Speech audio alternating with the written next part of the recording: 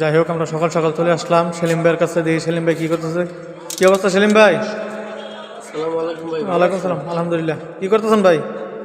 ভাই এই যে বলছিলাম না যে অনেক অনেক সময় অনেক বাসা বাড়ির থেকে অনেকজনের টিভি, বড় টিভি মনে করবেন ওজন নামাইতে পারেন, অনেক কষ্ট হয়ে যায়। হ্যাঁ হ্যাঁ তারা আমারে আর দোকানটা হলো মহাখালী 7তলা চৌধুরীপাড়া আইটি স্কুলের সামনে আরাফাত ইলেকট্রিক।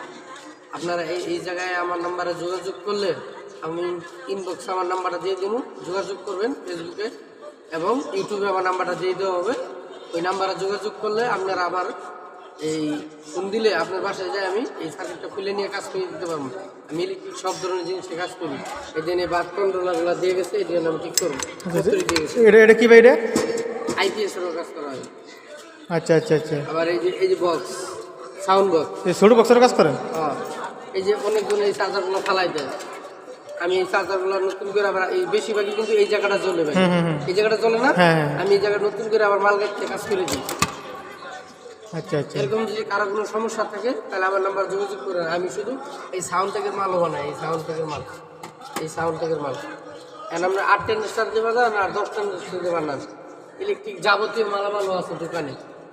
যেন আমি অটোরিক্সার সাউন্ড ট্যাগের কাজও করি বেশি। আমার দোকানটা সকাল 8টায় খোলা, আবার 12টায় বন্ধ, আবার 4টা থেকে রাত্রে 11টা। এর মধ্যে কেউ আসলে অবশ্যই ফোন দিয়ে আসবেন। আসসালামু আলাইকুম, ধন্যবাদ।